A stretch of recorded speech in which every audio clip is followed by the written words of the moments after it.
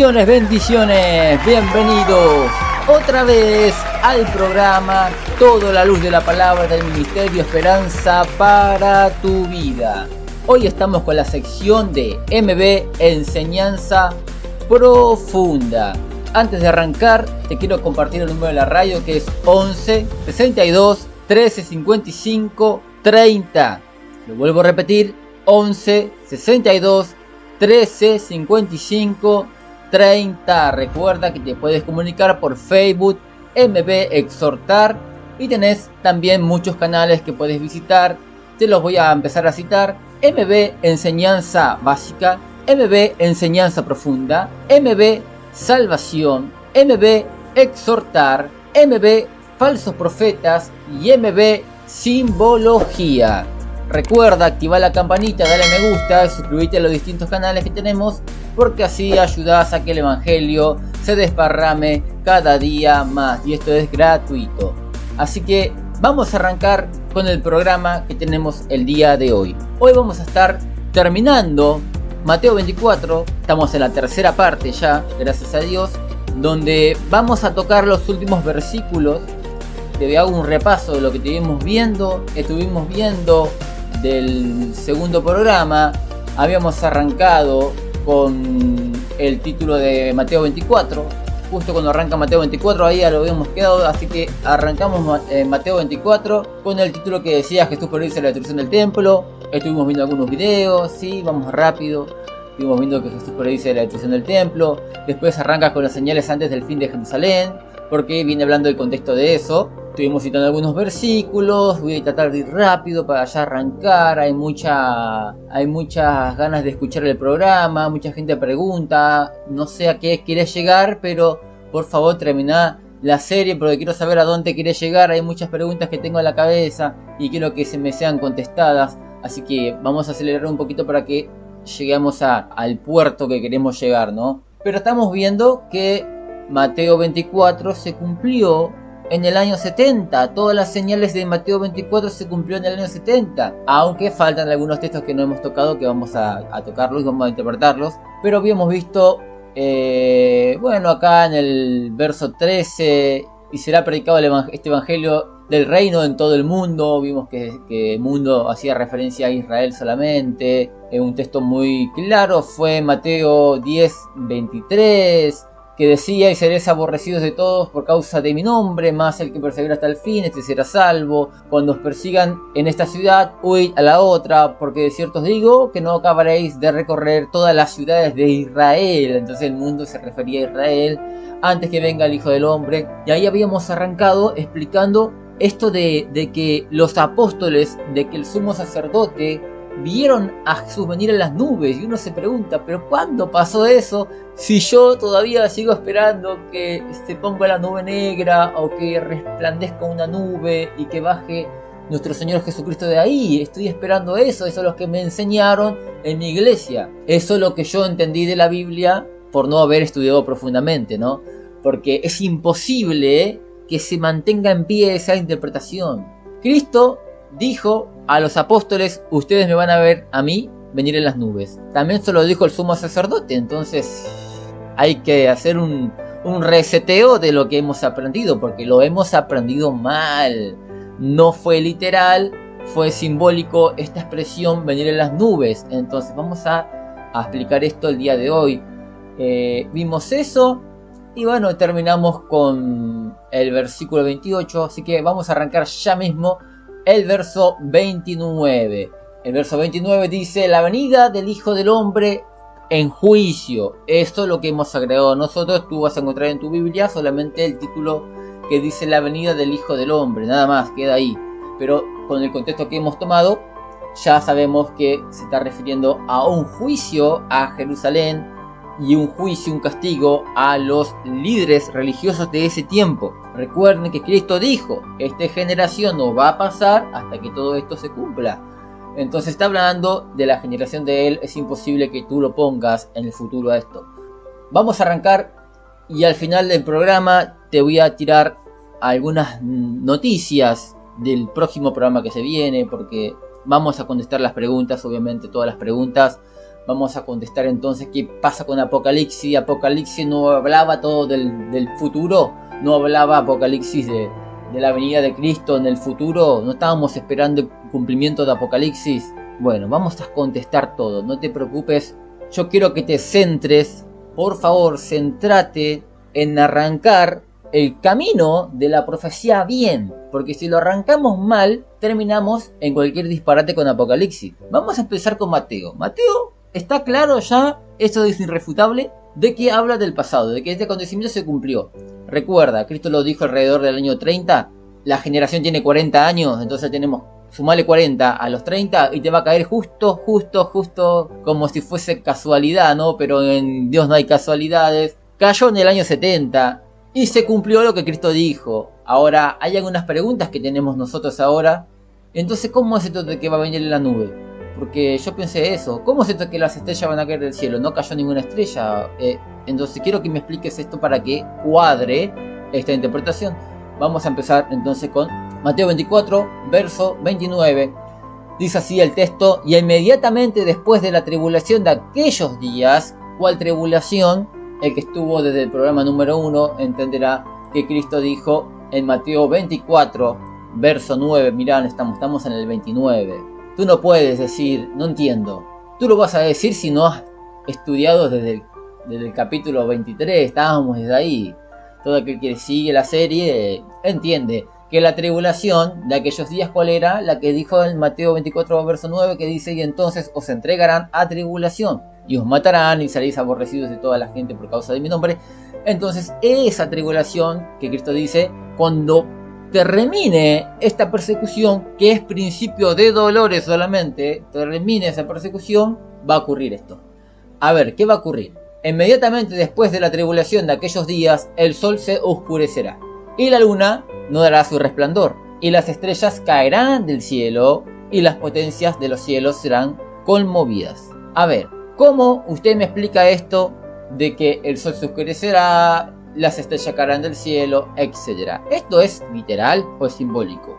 Mira, hace unos días estaba viendo un debate de un cristiano con un ateo con respecto al tema de las señales antes del fin, y el ateo le decía: mira, si una estrella cae a la tierra, ya no sentimos más que una estrella caiga a la tierra. Es imposible que una estrella caiga a la tierra, destruye el planeta entero.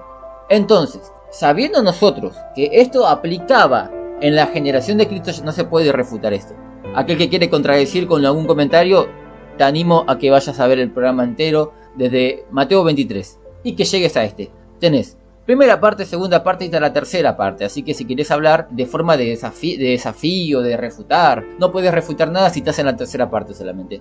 Andate a la primera y después venir la tercera y me vas a entender. Entonces, llegamos a la tercera parte y es irrefutable que esto ocurrió en la generación de Cristo. Entonces, si esto ocurrió en la generación de Cristo y una estrella de esta cayó en la generación de Cristo, antes del año 70, ¿no? Cayó esas estrellas, porque se cumplió la profecía en ese tiempo, el mundo no existiría más. Tú que me estás escuchando y yo que estoy hablando, ni existiríamos, porque una estrella caer a la tierra destruye todo. Entonces es imposible que esto sea literal. El ateo que estaba mirando en un debate, que próximamente voy a hacer un programa contestando el argumento del ateo. Obviamente el cristiano que estaba debatiendo con el ateo quedó sin palabras, sin argumento, porque él tiene una cosmovisión de Mateo 24 futurista, y él toma todo esto literal. Además el ateo le dijo: mira, acá la Biblia es clara, dice la generación de Cristo. Cristo dijo a los apóstoles que ellos le iban a ver. Le dijo al sumo sacerdote también que le iban a ver, que le iba a ver. No me puedes decir que esto aplica al futuro. No vengas con malabares teológicos, porque esto es claro. El ateo entendía mejor la Biblia que el cristiano que estaba ahí en el debate. Y el ateo le dice esto se cumplió en el pasado. Una estrella se cayó, una estrella en el pasado, ya no existiríamos. Nosotros no estaríamos debatiendo, le dijo. Entonces, bueno, esto no es literal, hermanos. Las estrellas no van a caer del cielo. Esto no es literal. Bueno, vamos a dar fundamento ahora, ¿no? Porque no voy a ya dar mi opinión. Para mí esto no es literal, hermanos. Esto es simbólico. Para mí, no. El para mí no existe acá. El para mí no va. Lo que va acá es la Biblia. Vamos a ver en la Biblia si encontramos referencias de esto similar y cómo se aplicó en ese tiempo, ¿no? Porque es algo absurdo que una estrella caiga a la tierra, no existiríamos. Y ¿sabes qué? Estas mismas palabras también están en el Antiguo Testamento. Era el idioma el lenguaje de los profetas. Estas mismas palabras las dijo Isaías, aplicando una profecía a otro pueblo. Y si en verdad esto es literal, entonces hace rato que Cristo ni estaría, esto no habría sucedido, los apóstoles no habrían existido, porque si en verdad cayó una estrella en los tiempos del profeta Isaías, no existiríamos. Fue todo simbólico. Te voy a citar algunos versículos con respecto a este párrafo que hemos leído. Inmediatamente después de la tribulación de aquellos días, el sol se oscurecerá, la luna no dará su resplandor, y las estrellas caerán del cielo, y las potencias de los cielos serán conmovidas. Acompáñame a Isaías capítulo 13, versos del 1 al 9. Y te voy a contar algo antes de leer el texto. Sabes que este versículo, los que creen en esto del futuro, dicen, mirá, el profeta Isaías profetizó esto que Cristo dijo acá. No, el profeta Isaías no profetizó nada, eso. Cristo usó el lenguaje profético de Isaías.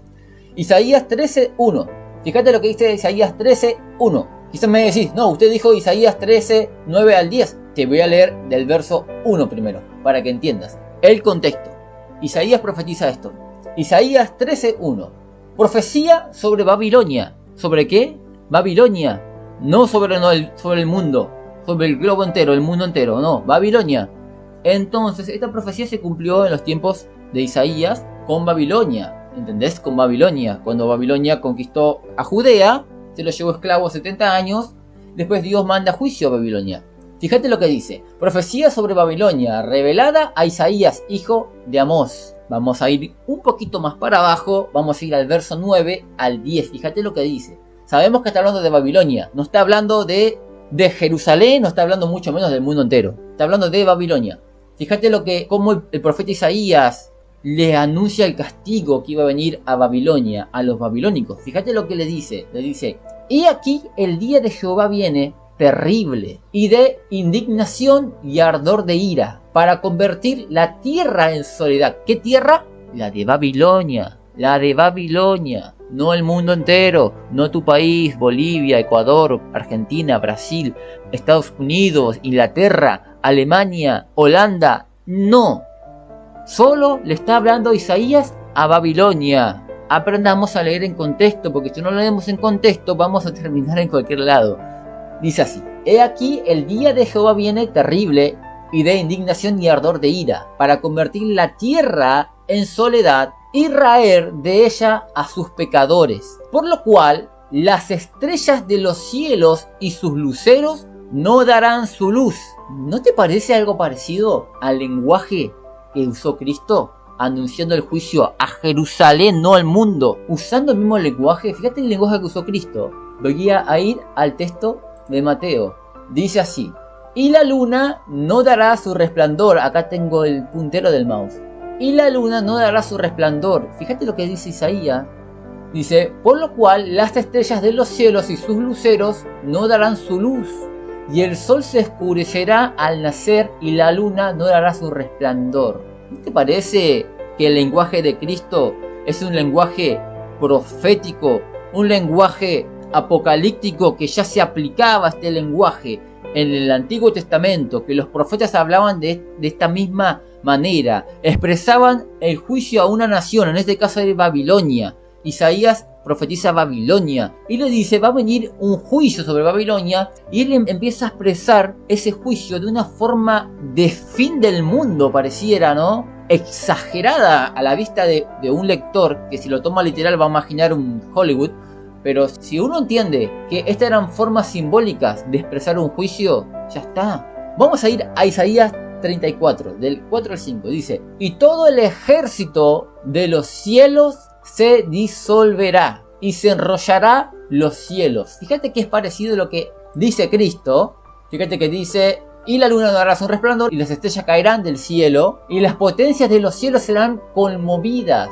Similar a lo que dice Isaías en el capítulo 34. Y todo el ejército de los cielos se disolverá y se enrollará los cielos como un libro. Dice, y caerán todos sus ejércitos como se cae la hoja de la parra y como se cae la de la higuera. Porque en los cielos se embriagarán mi espada. He aquí que descenderá sobre Edom en juicio y sobre el pueblo de mi anatema. Esta profecía de Isaías 34 es sobre Edom, no es sobre el futuro como que Isaías profetizó esto y se aplica ahora en el futuro. No, no, esto es una palabra para una profecía en el tiempo que estaba Edom antes de recibir el juicio, ¿no? Porque vino juicio sobre Edom después. Pero Isaías profetiza el juicio de esta forma, hablando como que el cielo se va a enrollar como un libro, haciendo toda esta simbología, ¿no? Y Cristo usa la misma simbología para expresar el juicio. Es como que era la forma de expresar juicio. Los profetas expresaban el juicio de esta forma. Cristo, también profeta, expresó el juicio a Jerusalén de la misma forma, el mismo estilo, el mismo lenguaje. Fíjate lo que dice Ezequiel 32 del 1 al 2. Aconteció en el año 12º, en el mes 12º, el día primero del mes, que vino mi palabra de Jehová diciendo: Hijo de hombre, levanta endechas sobre Faraón, rey de Egipto. Ahora esto es sobre Egipto, un juicio sobre Egipto que profetizó Ezequiel. Fíjate que dice: y dile, al leoncillo de naciones eres semejante, y eres como el dragón en los mares, pues secabas tus ríos y turbiabas las aguas con tus pies y hollabas sus riberas. Fíjate que le está hablando a Faraón, ¿sí? A Faraón. Vamos al verso 7 al 8. Fíjate que dice cómo usa el lenguaje Ezequiel también, idéntico a Isaías, idéntico a Cristo. Es más, Cristo usó el lenguaje de Isaías y de Ezequiel para anunciar un juicio. Repito, era la forma de expresar un juicio. Dice así Ezequiel 32, estamos en el 32, vamos a ir al verso 7 al 8 ahora. Dice: y cuando te hayas extinguido, hablando de Egipto, y cubrieres los cielos, y haré entenebrecer sus estrellas, el sol cubriré con nublado, y la luna no hará resplandecer su luz. Haré entenebrecer todos los astros brillantes del cielo por ti, y pondré tinieblas sobre tu tierra, dice Jehová el Señor. Esto era simbólico, una forma de expresar un juicio en los tiempos antiguos. Vamos a ir ahora a Joel. Joel sí hace una profecía que esto se cumplía en los tiempos de Cristo. Esto sí es una profecía mesiánica. Lo otro que hemos leído no, ya se aplicó, se aplicaba a Egipto, se aplicaba a Babilonia, se aplicaba a Edom. Esto se aplica a Jerusalén. Era una profecía para el tiempo de Cristo. Cristo confirma la profecía de Joel. Fíjate que dice Joel, dice: y después de esto derramaré mi espíritu sobre toda carne, y profetizarán vuestros hijos y vuestras hijas, y vuestros ancianos soñarán sueños, y vuestros jóvenes verán visiones, y también sobre los siervos y sobre las siervas derramaré mi espíritu en aquellos días. Y daré prodigios en el cielo, en la tierra, y sangre, y fuego, y columna de humo. El sol se convertirá en tinieblas, y la luna en sangre, antes de que venga el día grande y espantoso de Jehová. Y todo aquel que invocar el nombre de Jehová será salvo, porque en el monte de Sión y en Jerusalén habrá salvación, como ha dicho Jehová, ante el remanente, el cual él habrá llamado. Entonces, fíjate que esto lo repite el apóstol Pedro después en el libro de los Hechos. Repite esta profecía. Cuando hablan en lenguas, el apóstol Pedro cita a Joel y cita estas mismas palabras.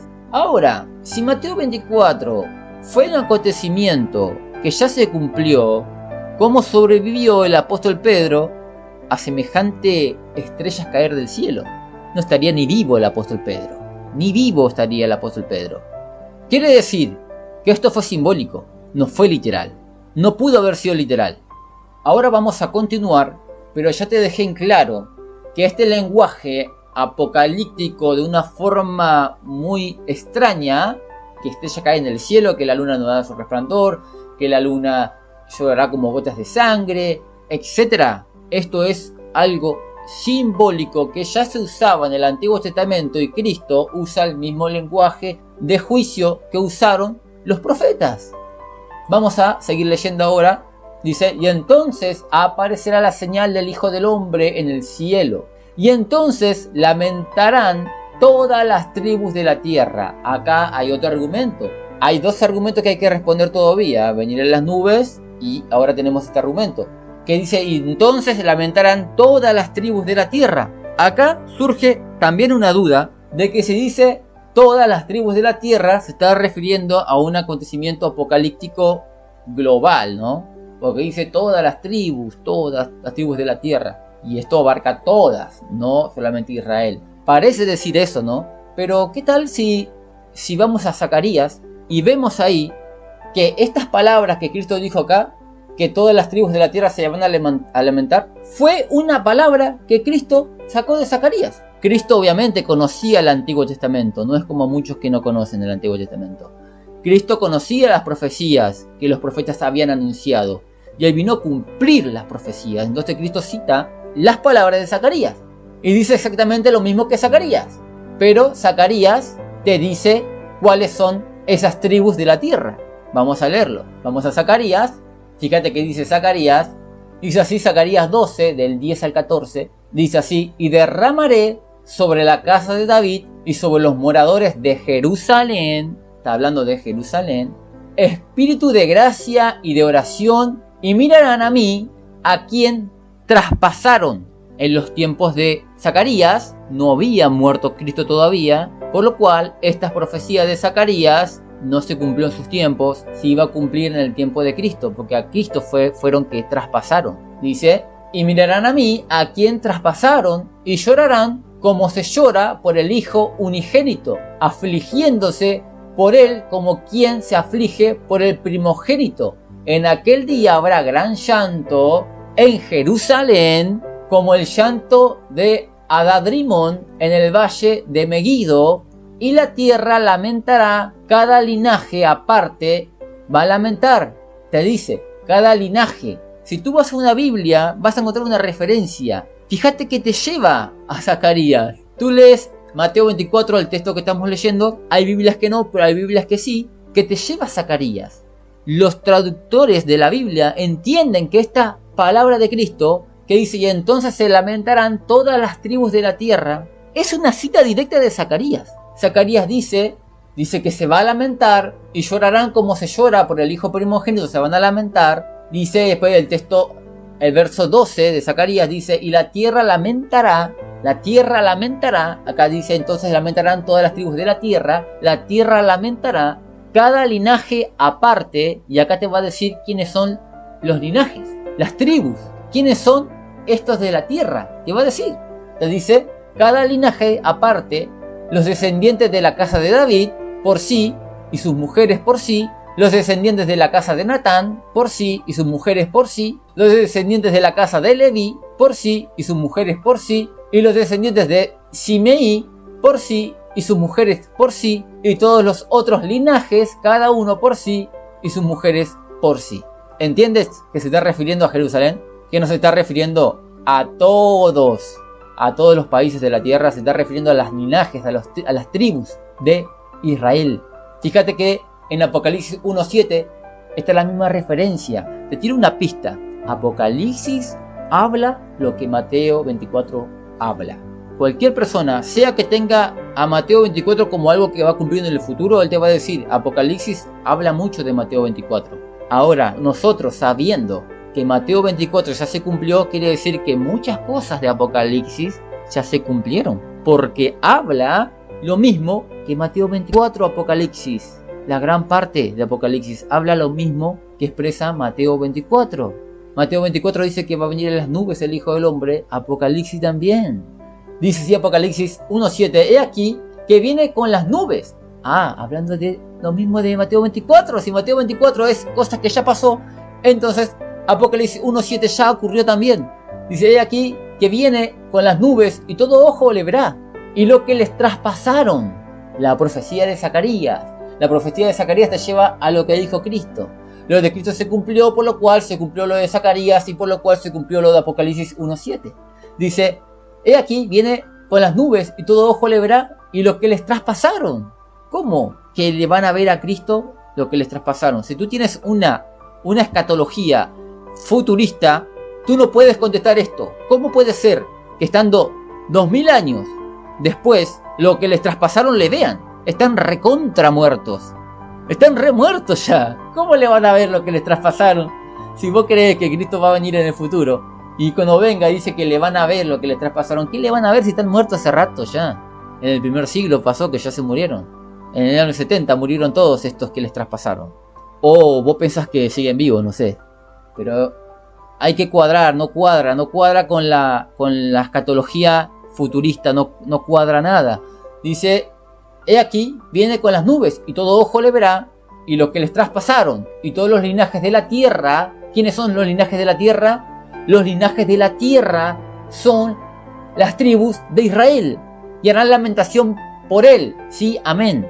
Con lo que estamos aprendiendo, esto cuadra, porque vos le podés fundamentar a cualquiera. Mirá, yo creo que esto se cumplió en el año 70. Si esto se cumplió en el año 70 y tenemos las evidencias que sí pasó algo en el año 70, y tenemos muchos textos que son irrefutables, una generación tiene 40 años y Cristo dijo esta generación no va a pasar, que esto todo se va a cumplir, entonces esto de Apocalipsis 1.7 ya se cumplió. Y sí, Juan no fue mentiroso. La visión que tuvo Juan no fue una visión mentirosa. Sí, los que les traspasaron lo vieron, porque ellos estaban vivos en el año 70 todavía. Vamos a continuar con esto que se está poniendo muy interesante. Fíjate que el texto sigue así diciendo, te lo vuelvo a leer el verso 30, entonces aparecerá la señal del Hijo del Hombre en el cielo, y entonces lamentarán todas las tribus de la tierra, esto es Jerusalén, las tribus de Israel, y verán al Hijo del Hombre viniendo sobre las nubes del cielo con poder y gran gloria. ¿Cómo me explicas esto ahora? Vos que haces programitas y que hablas de los demás y que te crees que te las sabes todas. A ver, ¿cómo me explicas esto de las nubes? Primero, principal, yo no me las sé todas. Hay muchas cosas que yo no sé. Otra cosa que quiero aclarar es que el día de mañana, ¿no?, que salga alguna otra evidencia, que se descubra otro escrito en la cova de Qumran y que dé un poco más de señal, ¿no?, de luz a las cosas que no son claras en la Biblia, yo ese día voy a aprender algo nuevo y voy a disculparme, porque si uno enseña algo de acuerdo a la información que tiene y sale otra información, uno no es un falso profeta, un maestro malo. Uno enseñó lo que había con lo que hay. Con lo que hay, enseñó lo que sabía con lo que está a la luz. Y el problema está cuando uno enseña algo que a la luz de lo que tenemos, de las evidencias que tenemos, no demuestran lo mismo. Y que hacen muchos, por el orgullo de su corazón, no piden disculpas ni tampoco tumban los videos que hicieron. Yo, con la mano en el corazón, les digo a ustedes que me escuchan por la radio, el día que yo me dé cuenta de un error, que algo explique mal, yo me voy a retractar y les voy a decir: ustedes crean a la Biblia, no me crean a mí. El día que yo me tuerza, el día que yo empiece a enseñar cualquier pavada que no cuadra ni con nada de la Biblia, que por más que hagas el intento no pega, no me escuches más. No escuches más este programa, este canal, no lo veas más. Salite del canal y no sigas escuchándome. Ahora te voy a pasar a explicar esto de la nube, porque sí hay muchos fundamentos fuertes y es irrefutable también. Con la misma Biblia te lo voy a demostrar. No va a ser mi opinión diciendo para mí venir en las nubes es algo simbólico, porque eso sería algo mío. Y tú me podrías decir, bueno, para vos, para mí es algo literal. Y estaría mi palabra con tu palabra.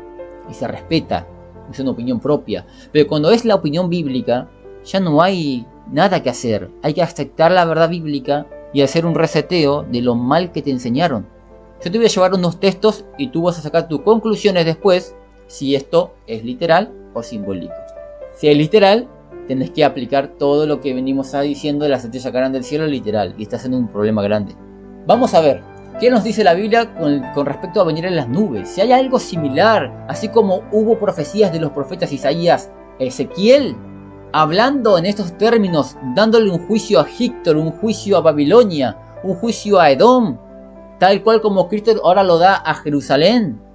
Si hay algo similar, tú no puedes decir nada. Tú tienes que decir: yo aprendí mal todo, renacer en la interpretación escatológica, renacer de cero, porque es muy triste que te vayas en contra de la Biblia por una obstinación propia, por querer llevarte la razón. Es mejor ser humillado por la verdad que ir en contra de la verdad. Todos nos podemos equivocar. Y estamos a tiempo de pedir perdón si hemos enseñado o aprendido algo mal. Vamos a ver lo que dice la Biblia, el Antiguo Testamento, con respecto a venir en las nubes. De que Jesús viene en las nubes, de que el Hijo del Hombre viene en las nubes. ¿Qué representa esto? Vamos a ir a Isaías 19:1. Dice así, Isaías 19:1. Dice así: profecía sobre Egipto. Vuelvo a repetir, Egipto. Esto se cumplió. Y dice que esta profecía va a ocurrir de esa manera. Profecía sobre Egipto. He aquí que Jehová monta sobre una ligera nube.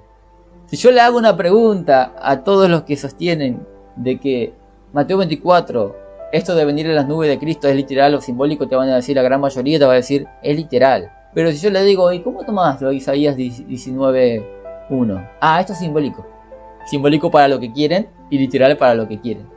Pero ¿por qué dicen literal en Mateo 24? Porque tienen orgullo. Porque no se bancan una corrección. Porque no quieren aceptar que se equivocaron en la interpretación bíblica. No quieren tolerar. No soportan. Son fariseos. Muchos de ellos son fariseos. Los fariseos eran igual los fariseos. Eran igual.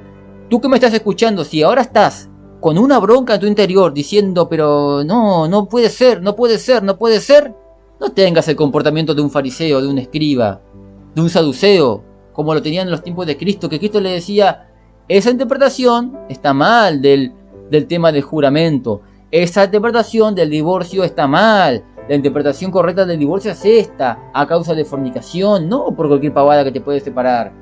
El adulterio no es solamente el hecho de ir y tener intimidad física con una mujer, también es en los ojos. Cuando tú miras a una mujer que no es tu mujer, vos cometes adulterio. Y los fariseos hervían de bronca porque Cristo sabía más que ellos. Y así le pasan a muchos. Le hierve la sangre de que venga un don nadie, porque ni siquiera muestran una foto por los videos, ni siquiera conocen mi nombre. Muchos de ustedes no conocen ni cómo me llamo, ni a dónde vivo, ni cómo soy, si tengo barba, si no tengo barba, si tengo pelo largo, tengo pelo corto. Ni siquiera saben ustedes quién yo soy. Y ustedes dicen, ese desconocido me está mostrando muchos fundamentos correctos. Pero mira que yo no soy un iluminado, que yo tengo una revelación directa con Dios, por eso que veo estas cosas. Quizás soy una persona que es un buen lector, que se preocupa mucho por el contexto, y tú no lo eres. Quizás soy una persona que escucha todas las campanas con respecto a la escatología, todas las diferentes interpretaciones que hay de Mateo 24, y me quedo con la que tiene más lógica. Y además pongo mi parte también de estudiar yo individualmente, pero conociendo las posibles interpretaciones que hay. También puede ser que me gusta mucho leer el Antiguo Testamento, y a ti no, porque a ti te han enseñado que el Antiguo Testamento ya pasó, y solamente el Nuevo. Bueno, si tú quieres estudiar el Nuevo, sin estudiar el Antiguo Testamento, no vas a entender nada de la Biblia. Nada. Esto es como leer un libro, agarrar un libro y que te diga, léete este libro. Bueno, voy a arrancar de la página 50. Tú puedes hacer lo que tú quieras. Arrancar de la página 50. Ahora, que entiendas lo que viene hablando, es tu problema. Lo correcto sería arrancar de la página 1, ¿verdad? Para entender lo que viene hablando en la página 50. No sean como los fariseos. No sean. Yo estuve de ese lado también, de tener cosas concedidas en mi mente y conocer una interpretación que le daba de bofetadas a la mía. De bofetadas a la mía. Y tuve que decir, yo me equivoqué.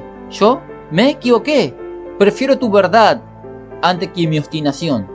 Los fariseos prefirieron su orgullo antes de la verdad. Pero la verdad le iba a ser libre. Pero ellos prefirieron ser esclavos del orgullo. No sean como los fariseos. Yo sé que hay muchas cosas que hay que contestar. Que uno dice, entonces Apocalipsis, ¿qué pasa? Eso déjalo para después. Enfócate en Mateo 24. Y entendé bien Mateo 24. Y después vemos cómo hacemos con lo otro que vos creías que era futuro. Vamos a leerlo. No te voy a dejar en la deriva sin llevarte a un puerto. Yo sé que muchos están preguntando ¿a dónde quieres llegar? ¿A dónde quieres llegar? Me está demostrando que sí, que Mateo 24 es algo que pasa en el futuro.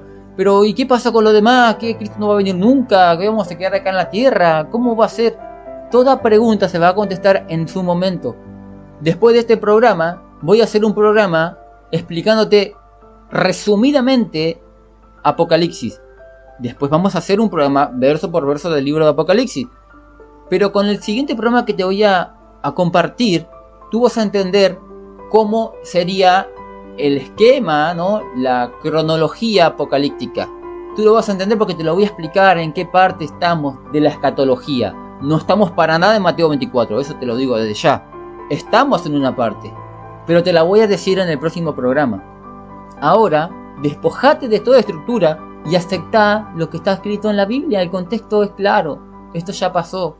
En el año 70 se cumplió. Sería muy malo de tu parte que niegues esta realidad, porque está acá en la escritura. El orgullo te puede cegar de esa realidad. El orgullo te puede hacer ver lo que tú quieres ver. Pero si lees, despojándote de toda tu escatología apocalíptica, despojándote de todo. Quizás muchos dicen, y el rapto, y el rapto, y el rapto. Olvídate de todo. Leemos Mateo 24 ahora y estamos entendiendo que se cumplió. Que es imposible que esto sea para el futuro. Se cumplió, se cumplió.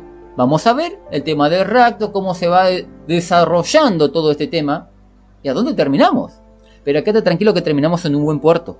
Terminamos en la verdad bíblica y vas a caminar seguro conociendo realmente cómo se va a cumplir cada palabra de la Biblia. Qué es lo que ya se cumplió y qué es lo que no se cumplió. Hay cosas que no se cumplieron todavía que son esas las que tenemos que esperar. Pero Mateo 24 no tienes que esperar, ya se cumplió hace rato. Te quería dejar este consejo para que no tengas ese comportamiento de un fariseo. Así estaban los fariseos de los tiempos de Cristo. Se enojaban con Cristo porque Cristo le enseñaba la verdad bíblica y no la aceptaban, por más que esté escrito ahí, no la querían ver. Tú no seas de esos. Estábamos en Isaías. Isaías 19:1 dice: profecía sobre Egipto, de aquí que Jehová monta sobre una ligera nube y entrará en Egipto y los ídolos de Egipto temblarán. Pregunta, ¿los ídolos tienen vida? ¿Hablan? No, no hablan, ni oyen, ni caminan, mucho menos tiemblan. De miedo, no tienen alma. Acá dice que temblarán porque es simbólico. Esto es simbólico, no es literal. Quiere decir que Jehová monta sobre una ligera nube, no es literal. Él no viene como Goku o como muchos lo conocen como Kakaroto, ¿no? Esto no es así. Esto es simbólico, simbólico. Ya en el Antiguo Testamento ya venía esta imagen de Dios venir en las nubes, montado sobre las nubes, pero era todo simbólico. O a no ser que tú creas que cuando vino el castigo a Egipto, Dios bajó en la nube y entró en Egipto y los ídolos de estatua de madera que no se mueven, estáticos, temblaban. Si tú quieres creer esa interpretación, créela.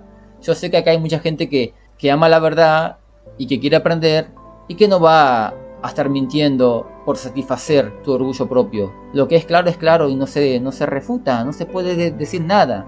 No se puede decir nada, los ídolos no tiemblan. Esto es simbólico. Jehová monta sobre una ligera nube, es simbólico. Dice así: y entrará en Egipto y los ídolos de Egipto temblarán delante de él y desfallecerán el corazón de los egipcios dentro de ellos. Vemos que venir en las nubes ligera de Dios, que él viene en una nube ligera, está hablando de un castigo. El contexto de esto habla de un juicio, justo juicio, ¿viste? Juicio a Egipto. El profeta Isaías expresa este juicio diciendo: Dios va a venir en una nube ligera y va a castigar a Egipto.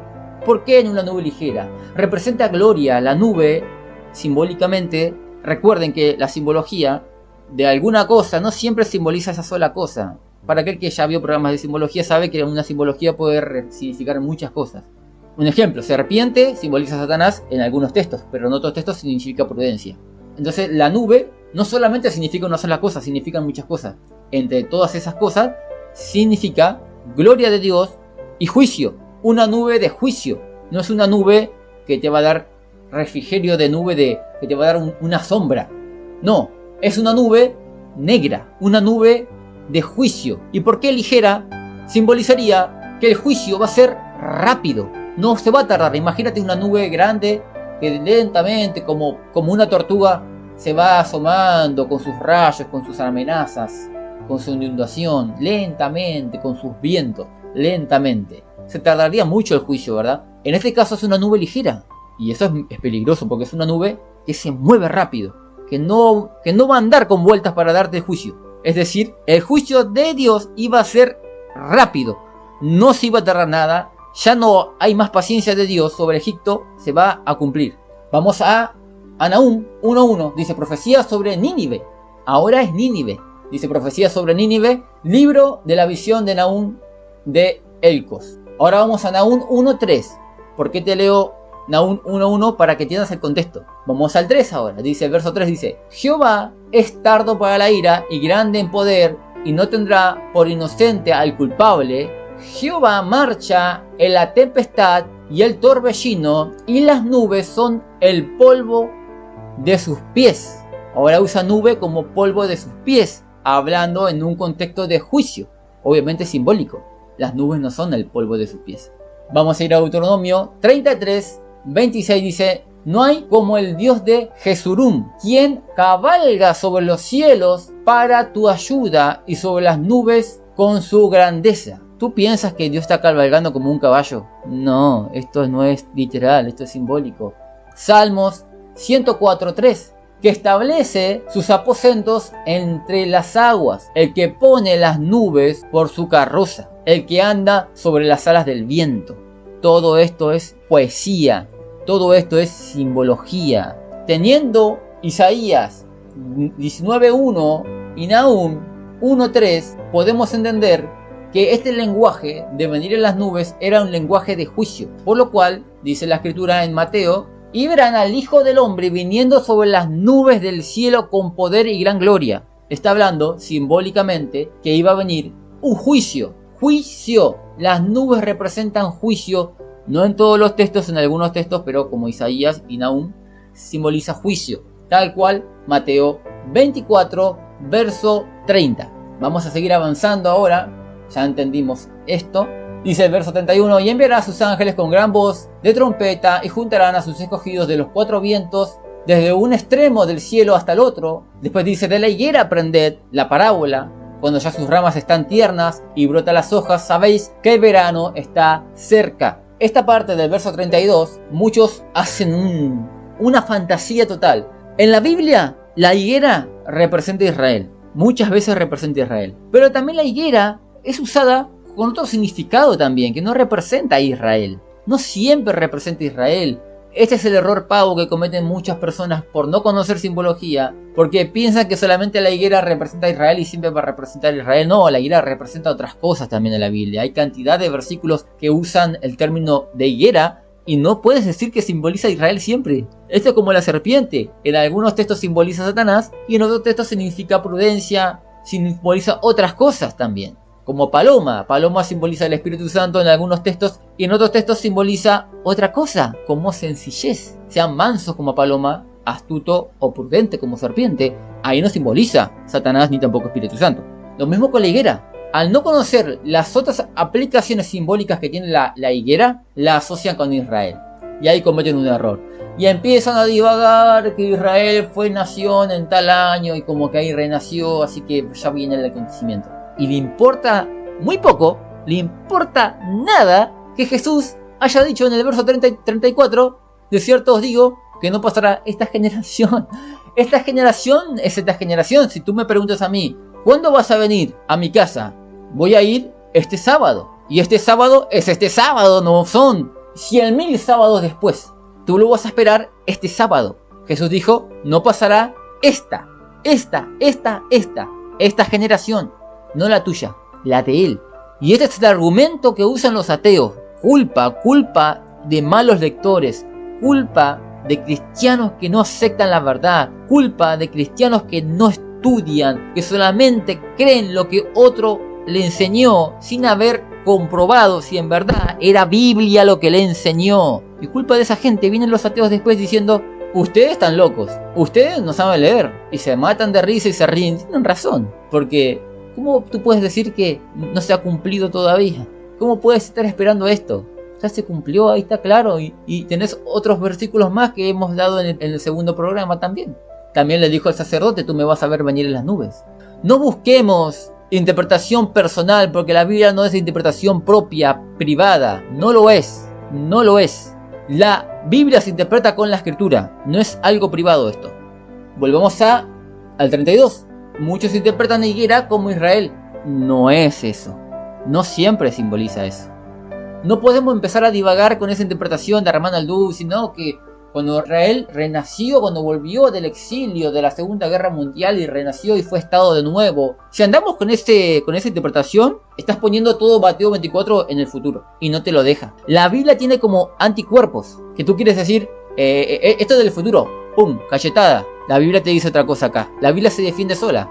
Entonces, ¿qué simboliza acá la higuera? Jesús pone la higuera como una analogía de cuando viene el verano, se acerca el verano, la higuera florece, ¿no? No es Israel, sacate de la mente que es Israel la higuera. Es un árbol normal. De la higuera aprender la parábola. Les voy a dar una parábola con este árbol, esta higuera. Ustedes aprendan. sabes que muchos no aprenden. Parece que hasta el día de hoy no entienden. Armando Alducin empezó a divagar con una pavada diciendo que iba a venir en septiembre. Se terminó arrepintiendo, porque él interpretaba la higuera como Israel y no sé qué invento se hizo. Tuvo que pedir disculpas a Armando Alducin. No vayas por el camino de Armando Alducin. Él ya se disculpó por el disparate que dijo, pero sostiene de que la higuera es Israel acá. Bueno, tendrá que pedir perdón a futuro. Jesús usa una higuera para enseñarle lo siguiente. De la higuera aprender la parábola. Cuando ya sus ramas están tiernas y brotan las hojas, sabéis que el verano está cerca. Así también vosotros, cuando veáis todas estas cosas, ¿qué cosas? Los falsos profetas, la apostasía, los terremotos, los rumores de guerra, la persecución, los azotes en las sinagogas. Cuando ustedes vean que el Imperio Romano rodea Jerusalén, ustedes sepan que está a las puertas mi regreso y el castigo a esta nación de Israel. Dice así también vosotros, cuando veáis todas estas cosas, conoced que está cerca a las puertas. Fíjate que acá que simboliza verano, de la higuera aprender la parábola. Cuando ya sus ramas están tiernas y brotan las hojas, sabéis que el verano está cerca. El verano acá está simbolizando el tiempo del castigo. Así también vosotros, cuando veáis todas estas cosas, conoced que está a las puertas. ¿Qué cosa? ¿El verano? No, el verano no. Esta era la simbología. Lo que está cerca es el juicio. Entonces el verano acá simboliza juicio. Así se interpreta la escritura. Esto es simbología. Hay mucha gente que no visita el canal de simbología y comete estos errores. Es importante la simbología, muy importante. ¿Ves la importancia que tiene? Acá verano simboliza el juicio. Juicio simboliza verano acá. ¿Siempre simboliza juicio? No, siempre no. Por eso que tienes que tomar el trabajo de buscar todos los versículos de la Biblia que hablen de verano y, según el contexto, interpretar lo que simboliza. Acá verano simboliza juicio. Dice así: de la higuera aprended la parábola, cuando ya sus ramas están tiernas y brotan las hojas, sabéis que el verano está cerca. Así también vosotros, cuando veáis todas estas cosas, conoced que está cerca a las puertas. De cierto os digo que no pasará esta generación hasta que todo esto acontezca. Te voy a leer otra vez los textos porque yo los tengo acá. Fíjate que dice, te voy a leer el versículo 63, no te voy a leer el verso 57 de Mateo 26, porque ya lo hemos leído. Te leo desde el verso 63. Mas Jesús callaba. Entonces el sumo sacerdote le dijo: te conjuro por el Dios viviente que nos digas si eres tú el Cristo, el Hijo de Dios. Jesús le dijo: tú lo has dicho. Y además os digo que desde ahora veréis al Hijo del Hombre sentado a la diestra del poder de Dios, viniendo en las nubes del cielo. Se cumplió en la generación del sacerdote esto de venir en las nubes del cielo. La generación esa lo vio. Por eso que Cristo dice en el verso 33 de Mateo 24: de cierto os digo que no pasará esta generación. Tenemos también acá en Mateo 16 del 27 al 28: porque el Hijo del Hombre vendrá en la gloria de su Padre con sus ángeles, y entonces pagará a cada uno conforme a sus obras. De cierto os digo que hay algunos de los que están aquí que no gustarán la muerte hasta que hayan visto al Hijo del Hombre viniendo en su reino. Por eso que Cristo dice en Mateo 24, verso 34: de cierto os digo que no pasará esta generación hasta que todo esto acontezca, porque lo iban a ver los apóstoles y lo iba a ver el sumo sacerdote. Dice: el cielo y la tierra pasarán, pero mis palabras no pasarán. Pero el día y la hora nadie sabe, ni aun los ángeles de los cielos, sino solo mi Padre. Lo que no se sabía era la hora y el día. ¿De qué año? Del año de esa generación, de ese año 70. No se conocía el día y la hora. Eso es lo único, pero sí se conocía la generación. Cristo dice la generación. Vamos al siguiente título de ahora. Vamos a entrar a este título que dice: los tomados para ser castigados y los dejados para ser salvos. Esto no está en tu Biblia, no la vas a encontrar. Recuerda que los títulos no son del texto original, sino que lo colocaron los traductores, ¿sí? Los títulos. Nosotros hemos colocado un título conforme a lo que ya venimos viendo. Fíjate que dice el verso 37: más como en los días de Noé, así será la venida del Hijo del Hombre. ¿Cómo va a ser? Como en los días de Noé. Para aquel que no sabe, en los días de Noé ocurrió un gran diluvio, donde había gente incrédula y gente creyente que era Noé, ¿no? No había justos en aquel tiempo más que Noé, y gracias a Noé se salvó también su familia. Entonces, en los días de Noé iba a venir un gran diluvio, donde el diluvio iba a matar, a destruir, a borrar del mapa a todos los incrédulos. Dice que la venida del Hijo del Hombre en juicio, ya explicamos, la venida del Hijo del Hombre en las nubes simbolizaba juicio, Entonces, esa venida en juicio a Jerusalén iba a ser algo parecido como ocurrió en el tiempo de Noé. Vamos a seguir leyendo el verso 38. Porque como en los días antes del diluvio estaban comiendo y bebiendo y casándose y dando en casamiento hasta el día en que Noé entró en el arca, entonces es como que está poniendo un paralelismo entre el acontecimiento de los tiempos de Noé y el acontecimiento, el comportamiento, mejor dicho, de la gente en el tiempo de la venida del Hijo del Hombre en las nubes en juicio a Jerusalén. Ellos iban a estar bebiendo tal cual como estaban haciendo los incrédulos en el tiempo de Noé, casándose y dando en casamiento, pero esto iba a ser hasta que el gran juicio les sorprenda. Verso 39, y no entendieron hasta que vino el diluvio y se los llevó a todos. Ahora, quiero que prestes atención acá, vas a ver que está en color rojo, vino el diluvio y se los llevó a todos. Hay un comentario acá, fíjate que dice lo siguiente: vino el diluvio y se lo llevó a todos para darle su castigo, ¿no? Estamos de acuerdo ahí. El diluvio vino y ¿a quién se llevó? ¿A Noé? No, se llevó a los incrédulos. Vamos a ver un comentario que he colocado que dice: los llevados son los incrédulos y son llevados por el agua para tener castigo, y los dejados, es decir, lo que no llevó el diluvio, son los justos, ¿no? Son los salvos. En este caso es Noé. Noé fue dejado, más el agua a quien llevó, a los incrédulos. No entendieron hasta que vino el diluvio y se lo llevó a todos. ¿A quiénes se lo llevó? En este todos, ¿está incluido Noé? No, no está incluido Noé. Están todos los incrédulos que no creyeron en el mensaje de Noé. Dice así: así será también la venida del Hijo del Hombre. El verso 40. Entonces estarán dos en el campo, el uno será tomado para ser castigado, y el otro será dejado para ser libre del castigo. Como vimos que en los tiempos de Noé, el que era tomado, el que era llevado, pongámosle raptado, arrebatado, eran los malos, no eran los buenos. Y dice el texto: así será también en la venida del Hijo del Hombre. Estarán dos en el campo, el uno será tomado, este es el malo. ¿Quién fue llevado? ¿Quién fue tomado en los tiempos de Noé? El incrédulo. Otra vez lo mismo. El que es tomado es el incrédulo. ¿Tomado para qué? ¿Para irse a los cielos? No. Es tomado para ser castigado. Y después dice: y el otro será dejado. El que es dejado es el que no recibe el castigo. Acá no hay ningún rapto. No se logra ver eso. Dice: y no entendieron hasta que vino el diluvio y se lo llevó a todos. Si ustedes conocen el contexto y entienden que el que es llevado es el malvado, en este caso fue llevado por las aguas, cuando habla de Cristo, así también será la venida del Hijo del Hombre. Entonces estarán dos en el campo, el uno será tomado.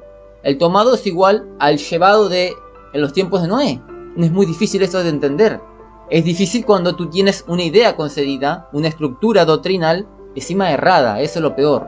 El verso 41, pero antes te leo el comentario del verso 40, que decía: los tomados son los incrédulos, y son tomados para castigo, y los dejados son los salvos. Verso 41 dice: dos mujeres estarán moliendo en un molino, la una será tomada para castigo, y la otra será dejada para que se salve del castigo. Hemos entendido todo mal. Hemos entendido que el dejado es el castigado y el tomado es el que se va en el rapto, cuando el texto no te está dando lugar a esa clase de interpretación cuando tú lees el contexto. El verso 42 dice: velad pues, porque no sabéis a qué hora ha de venir vuestro Señor. Pero sabed esto, que si el padre de familia supiese a qué hora el ladrón habría de venir, velaría y no dejaría minar su casa. Por tanto, también vosotros estad preparados, porque el Hijo del Hombre vendrá a la hora que no pensáis. Es decir, la hora, la generación sí la sabemos. Cristo dijo: porque no pasará esta generación antes de que todo esto acontezca. Tenemos la generación. Lo que no tenemos es el día y la hora. Eso no lo sabemos. Cristo le dijo: eso no se sabe, ni los ángeles lo saben. Solamente mi Padre que está en los cielos. Ni yo lo sé. Lo sabe mi Padre. Y Él me lo va a revelar para que yo venga justo en esa hora, en ese día. Pero sí lo que sé, que voy a venir en castigo antes de que esta generación pase. Es decir, en el año 70, 40 años.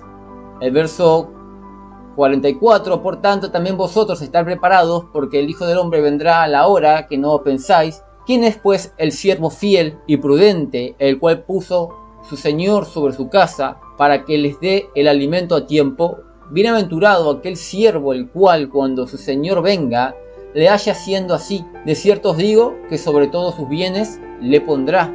Pero si aquel siervo malo dijere en su corazón, mi Señor tarda en venir, y comenzare a golpear a sus consiervos, y aun a comer y a beber con los borrachos, vendrá el Señor de aquel siervo en el día que éste no espera, y a la hora que no sabe, y lo castigará duramente, y pondrá su parte con los hipócritas. Allí será el lloro y el crujir de dientes.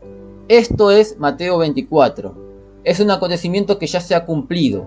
Hoy hemos explicado lo que simboliza venir en las nubes, lo que simboliza que las estrellas caigan del cielo. Era toda una simbología que ya era repetitiva en los tiempos del Antiguo Testamento. La había profetizado Isaías.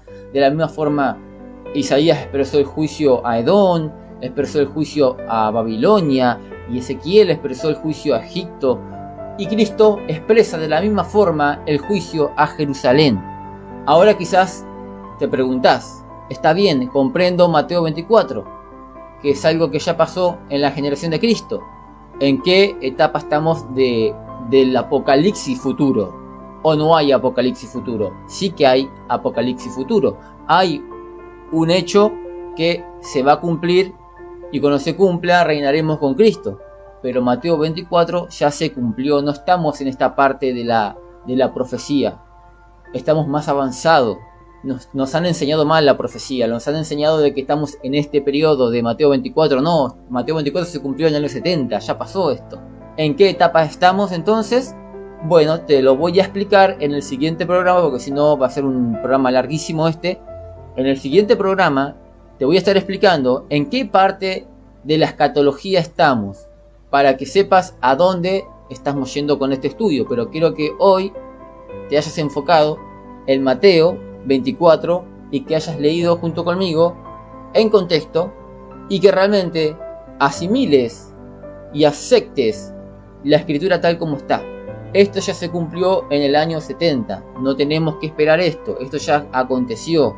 Yo sé que hemos creído que Mateo 24, que estos hechos de que iban a ir en las nubes era algo literal, pero no lo es literal, no puede ser literal jamás esto. Porque si convertimos esto en literal, están obligados todos los teólogos a convertir también Isaías, Zacarías, Ezequiel y todos los textos del Antiguo Testamento. Pronosticaron un juicio a Edom, a Egipto, a Babilonia, con las mismas palabras que Cristo anunció un juicio a Jerusalén. Y ellos te van a decir, no, lo de Isaías es algo simbólico. ¿Por qué simbólico? Porque no puede ser que un ídolo esté temblando. Dice la escritura que iba a venir Jehová en una nube ligera, iba a entrar a Egipto y los ídolos iban a temblar. Si tú conviertes esa nube en algo literal, estás obligado también a convertir literal que los ídolos tiemblen, que una estatua tiemble. Y esto sabemos todos que con la escritura también, un ídolo es una madera, ¿no? Es más, el apóstol Pablo dice que no tiene maldad, no le tengas temor a los ídolos. Un ídolo nada es, dice el apóstol Pablo.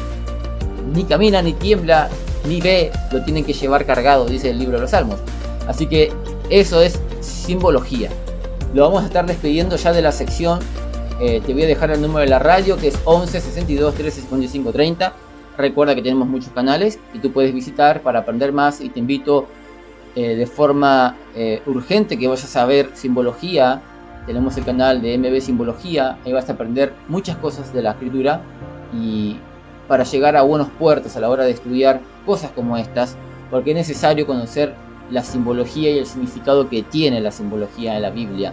La gran mayoría de la Biblia es simbología, la gran mayoría. No digo que todo, pero la gran mayoría es simbología. ¿Cómo sabemos si es simbología o literal? Con la misma Biblia. Vemos si hubo cosas similares a la que estamos estudiando, si hubo cosas similares en otros lados, y podemos llegar a la conclusión de que era simbólico o que no era simbólico. ¿Sí? Así que, bueno, los estamos despidiendo ya. Suscríbete a los canales, dale me gusta y activa la campanita de cada uno de esos canales. Y los estamos viendo en el próximo programa que va a estar muy interesante. Te voy a estar presentando realmente en qué parte del Apocalipsis estamos, y te voy a explicar un poco de algunos temas de Apocalipsis para que te quedes convencido de que en verdad se ha cumplido parte del libro de Apocalipsis y que no tenemos que esperar eso, pero que hay una parte en el libro de Apocalipsis que sí estamos y que eso tenemos que esperar, porque eso no lo hemos vivido todavía. Así que te voy dejando, nos vemos en el siguiente programa. Bendiciones.